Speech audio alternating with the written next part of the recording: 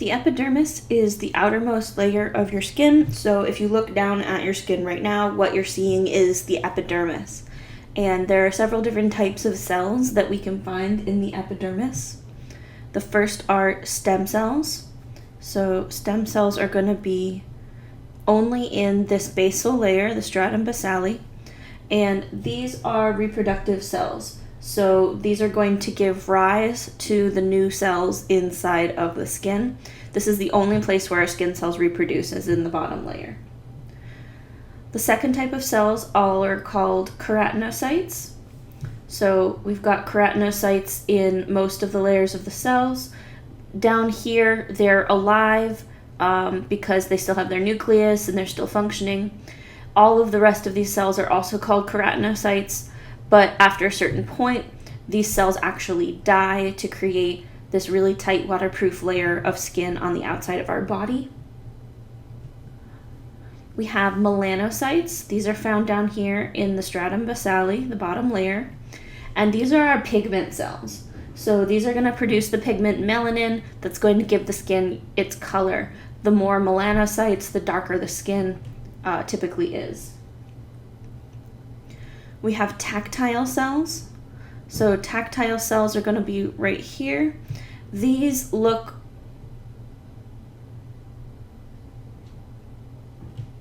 There's only a few tactile cells, there's not very many. These are typically associated with a nerve. So if you see right underneath this dermal papilla, here's a nerve right here, coming down through the dermis, which is the next layer down. And this tactile cell is going to help receive sensory information through touch and send that through the dermal nerve. And then we have dendritic cells. So this is a really big dendritic cell right here. It's got these little dendrites coming off of it. That's what all those little projections are. And these are found in the stratum spinosum or the stratum granulosum. So that's the second or third layer up here. And these are immune cells. So dendritic cells are typically going to stay in one place, and they act as kind of immunobarrier. So if a pathogen was able, maybe through an injury, to pass through the outer layers of the skin, this dendritic cell would be able to hopefully catch that pathogen before it got into the bloodstream.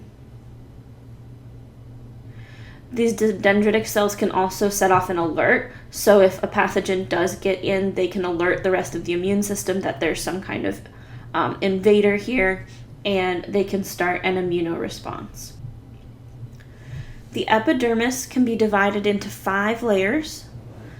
Most of your skin only has 4 layers, but there's one layer that's only found in thick skin, and that's called the stratum lucidum. All right, so what we're going to do is we're going to start at the bottom and work our way up.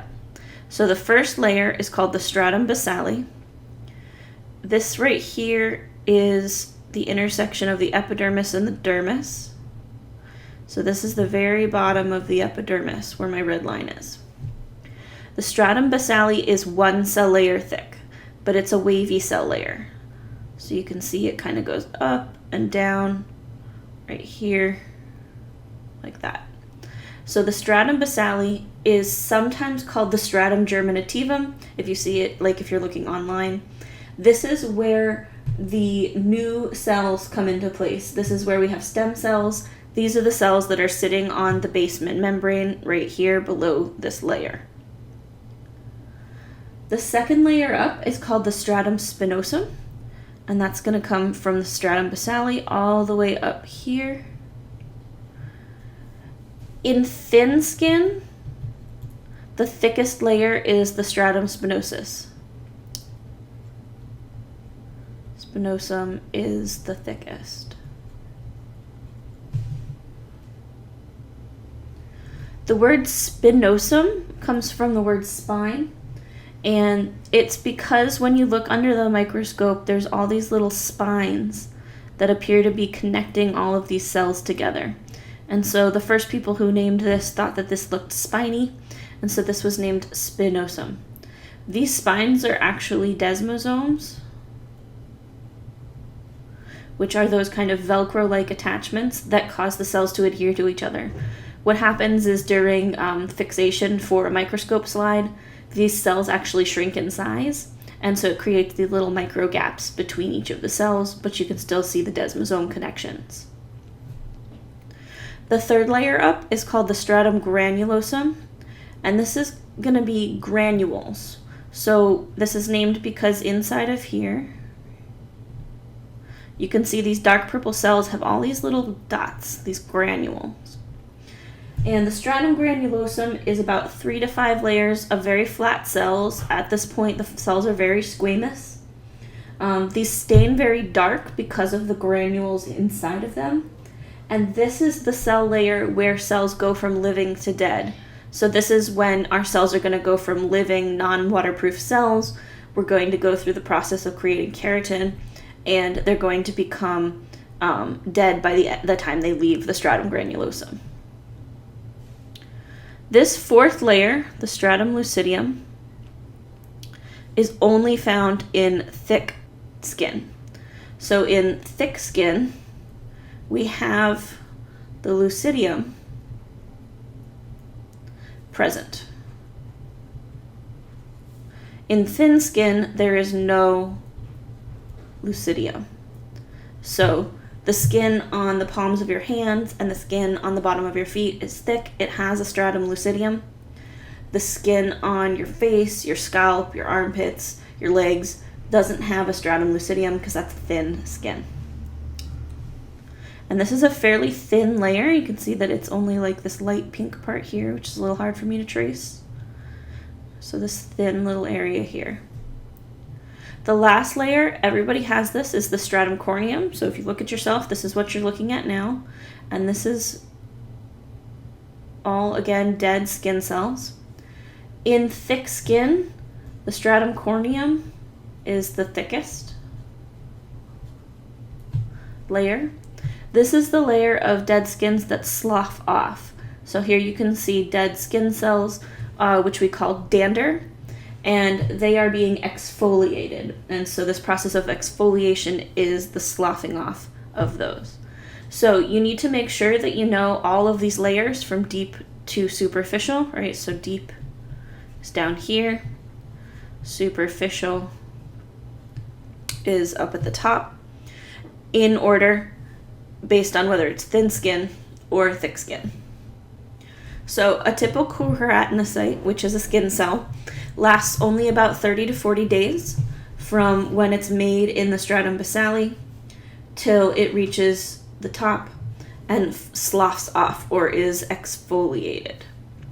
This process is a little bit slower in old age, so people who are older tend to have a little bit tend to take a little bit longer to heal from injury because the skin life cycle is a little bit slower.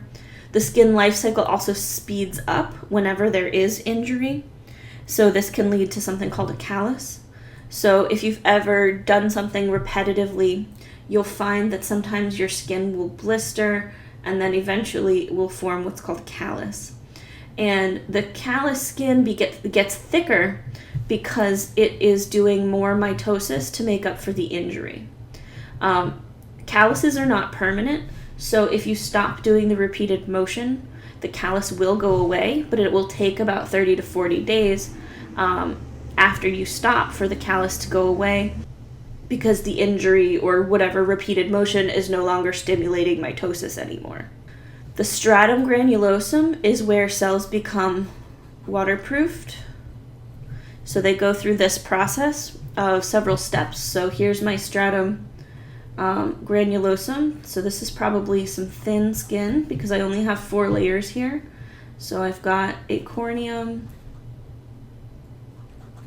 the granulosum, the spinosum is right here, and then this is the basale.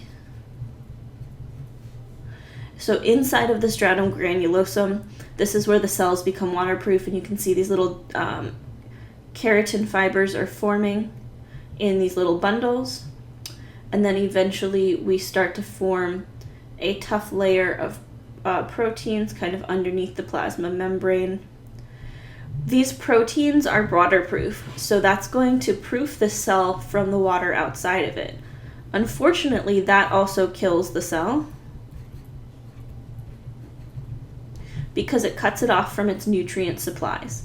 And so once the cell has been killed, it moves up into the next layer, and these are dead keratinocytes that produce a waterproof barrier between the outside of our body and the inside of our body. So take a moment and reflect on the different layers of the epidermis and think about whether the big toe is going to be thick or thin skin.